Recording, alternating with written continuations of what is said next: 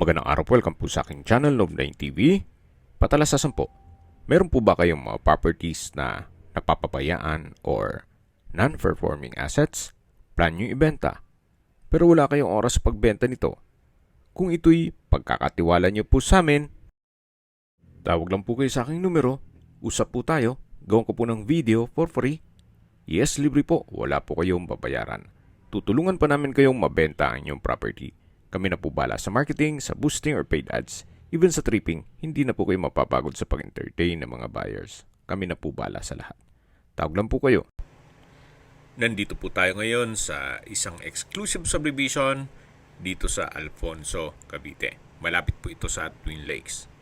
Kompleto po ang amenities gaya nitong swimming pool at yung nadaanan natin yung multipurpose hall at basketball court. Meron din pong 24 hours security.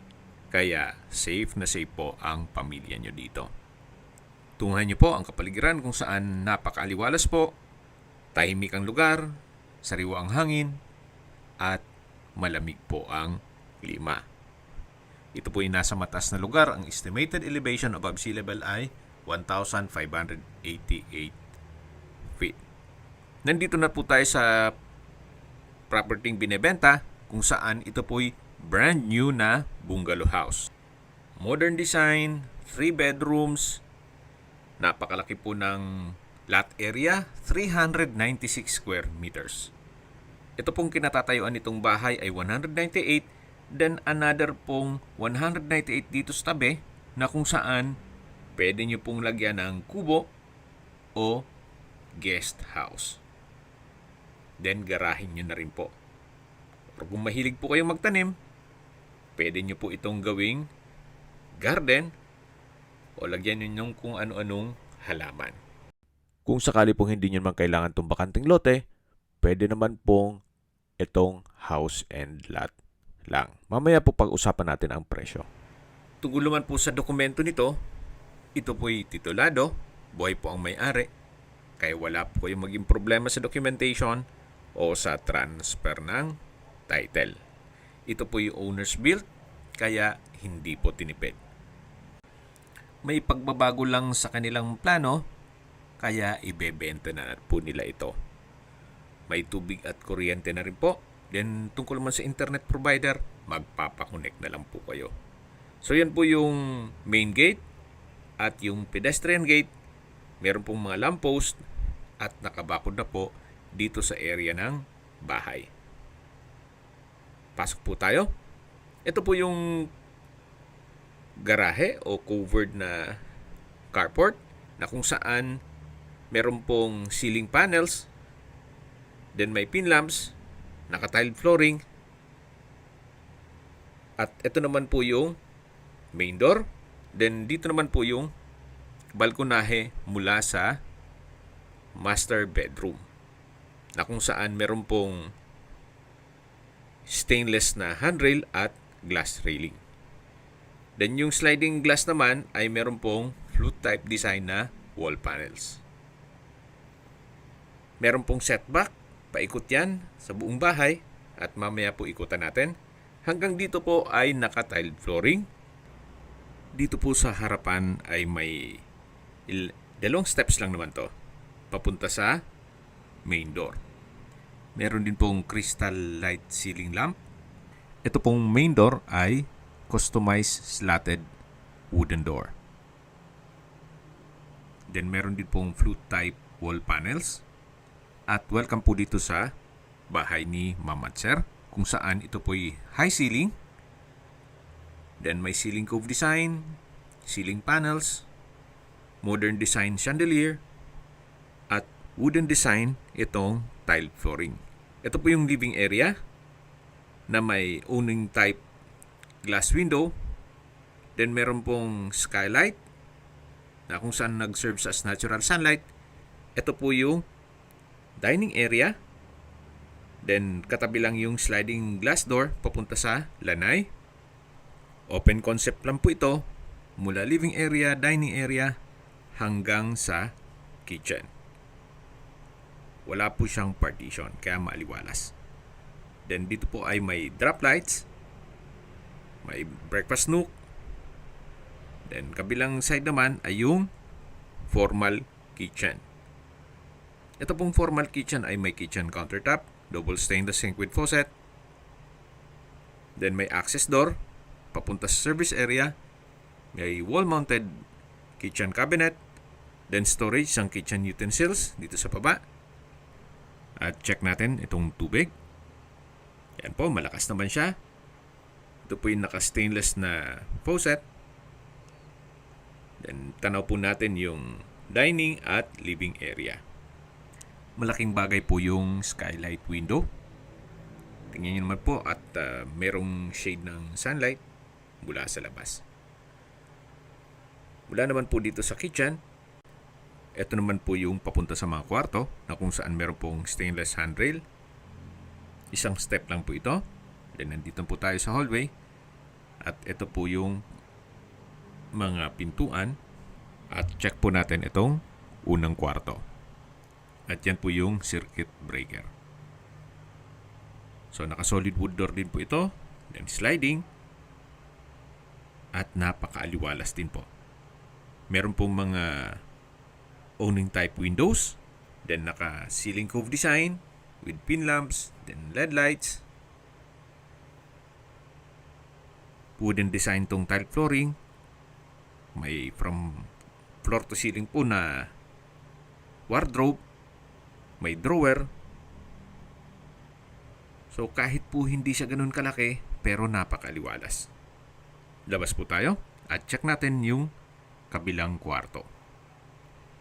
Ito po yung naka-solid wood door din po siya. Then sliding din po.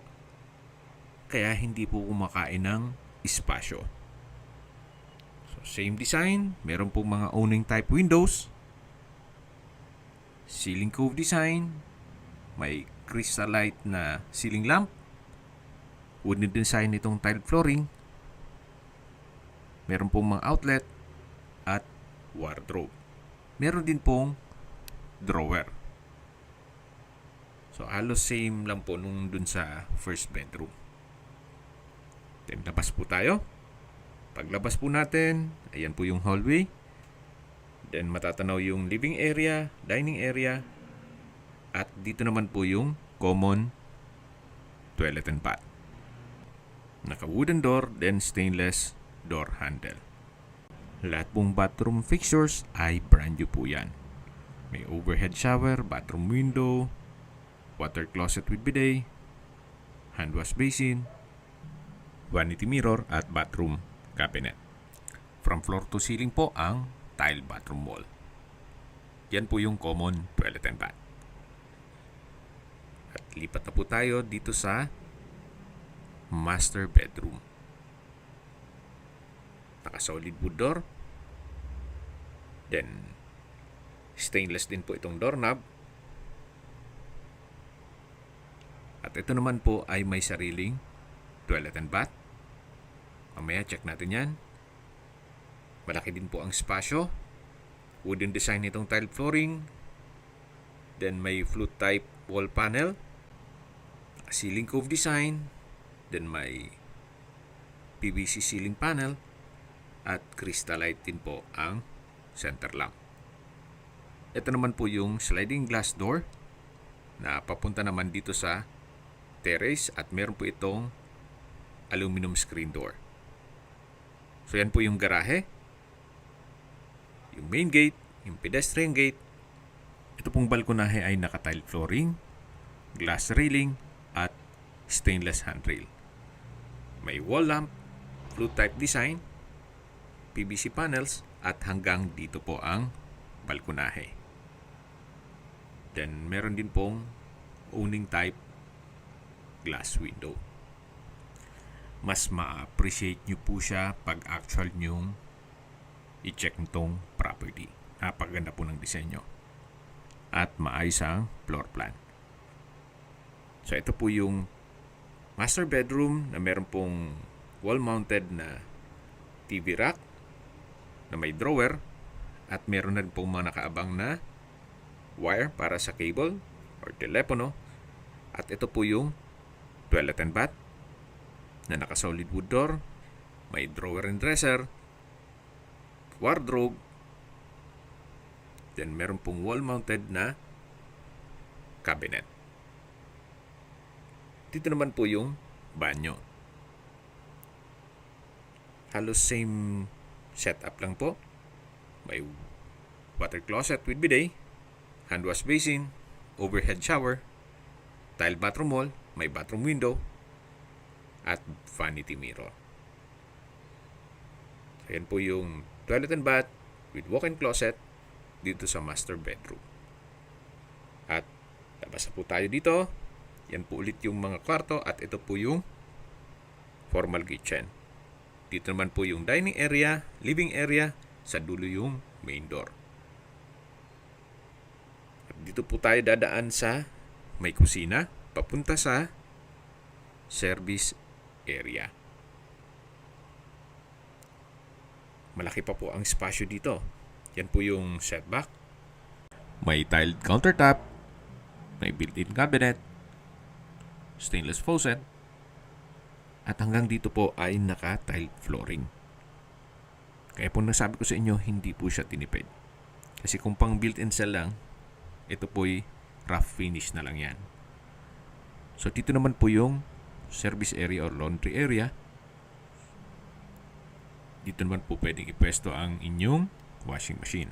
At ito pong PVC na ito ay kung sakali man na maglalagay po kayo ng gamot para sa termites o anti-termites, hindi na po kayo magpapa-service. Gawa ng kahit kayo pwede na pong maglagay dyan, paikot na po yan, yung PVC na yan, dito sa buong bahay. Yung magpapagawa ng bahay, ganyan na rin po ang gawin ninyo. Para nakaabang na po. Mahal din po kasi ang magpa-service kayo ng mga anti-anay. Nasa 15,000 din.